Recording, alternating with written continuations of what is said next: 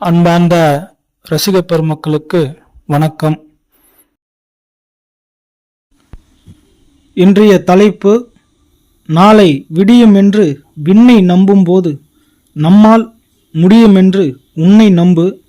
தன்னம்பிக்கை கதைகள். ஒரு நகரத்திற்கு ஒரு சட்டம் இருந்தது. அதன்படி யார் வேண்டுமென்றாலும் அந்த நகரத்திற்கு ராஜாவாக வர முடியும். ஆனால் அந்த பதவி 5 ஆண்டுகள் மட்டுமே. 5 ஆண்டு முடிந்த அடுத்த நாளே மன்னனை ஆற்றின் கரைக்கு மறுபுறம் உள்ள காட்டில் விட்டு விடுவார்கள்.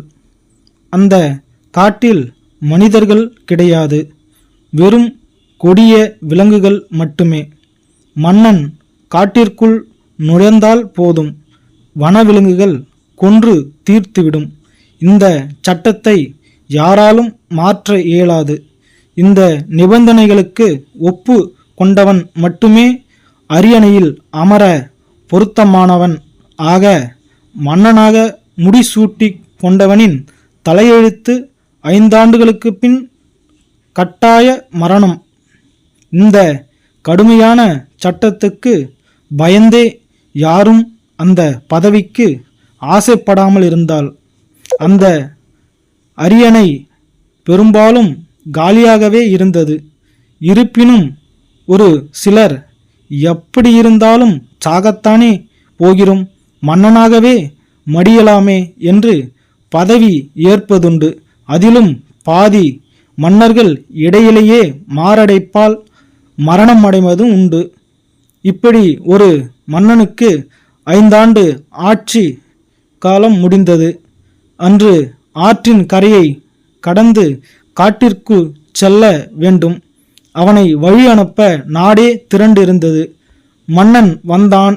அவனுடைய சிறப்பான ஆடைகளையும் நகைகளையும் அணிந்து முடிசூடி தங்க வாளேந்தி வைரங்கள் மின்ன மக்கள் முன் நின்றான்.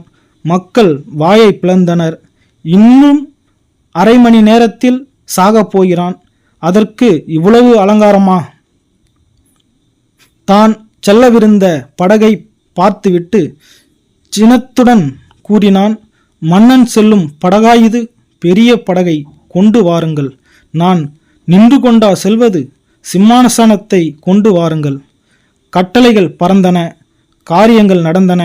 சற்று நேரத்தில் அலங்கரிக்கப்பட்ட அழகான படகு ஆற்று நீரை கிழித்து கொண்டு மறுகரை நோக்கி பயணித்தது. மக்கள் திகைத்து நிற்க, மன்னன் கையசைக்க பயணம் தொடர்ந்தது. மிகவும் அதிர்ச்சி அடைந்தவன் படகோட்டியே. காரணம், இதுவரை அவன் மறுகரைக்கு அழைத்துச் சென்ற எந்த மன்னனும் மகிழ்ச்சியாக சென்றதில்லை. அழுது புலம்பி புரண்டு வெம்பி செல்வார்கள். இவனோ மகிழ்ச்சி களைப்பில் பொங்கி வழிகிறான். படகோட்டி பொறுத்து கொள்ள முடியாமல் கேட்டான், மன்னா, எங்கே செல்கிறீர்கள் தெரியுமா? தெரியும், மறுகரைக்கு செல்கிறேன். அங்கே சென்றவர்கள் திரும்ப இந்த நகரத்திற்கு வந்ததில்லை தெரியுமா? தெரியும், நானும் திரும்ப இந்த நகரத்திற்கு வரப்போவதில்லை. பின்னே எப்படி உங்களால் இவ்வளவு மகிழ்ச்சியாக இருக்க முடிகிறது? அதுவா, நான் என்ன செய்தேன் தெரியுமா?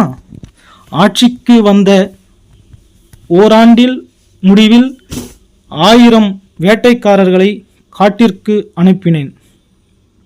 அவர்கள் கொடிய விலங்குகளை வேட்டையாடி கொன்றுவிட்டார்கள்.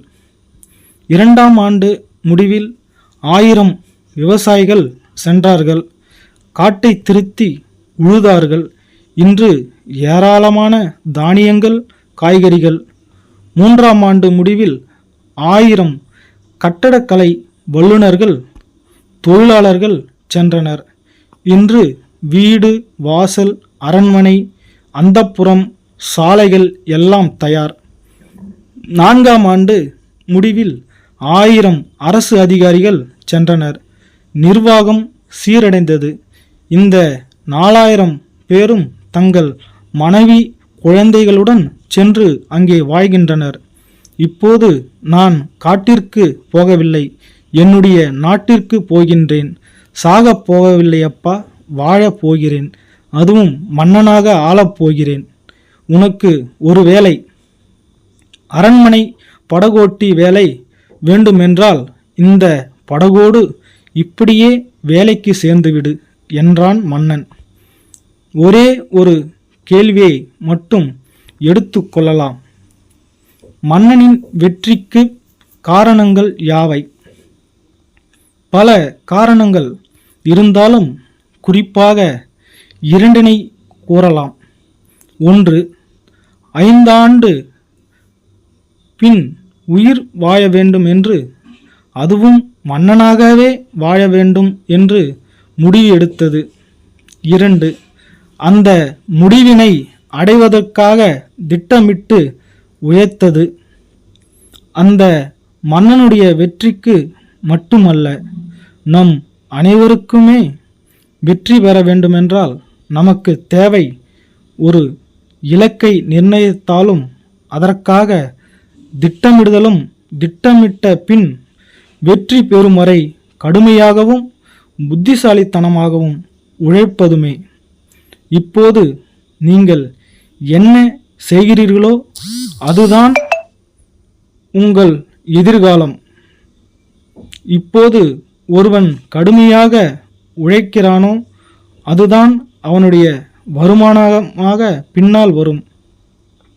இப்போது ஆழ்ந்து படிக்கும் மாணவனுக்கு அதுதான் தேர்ச்சி என்று ஒரு எதிர்காலத்தை கொண்டு வரும்.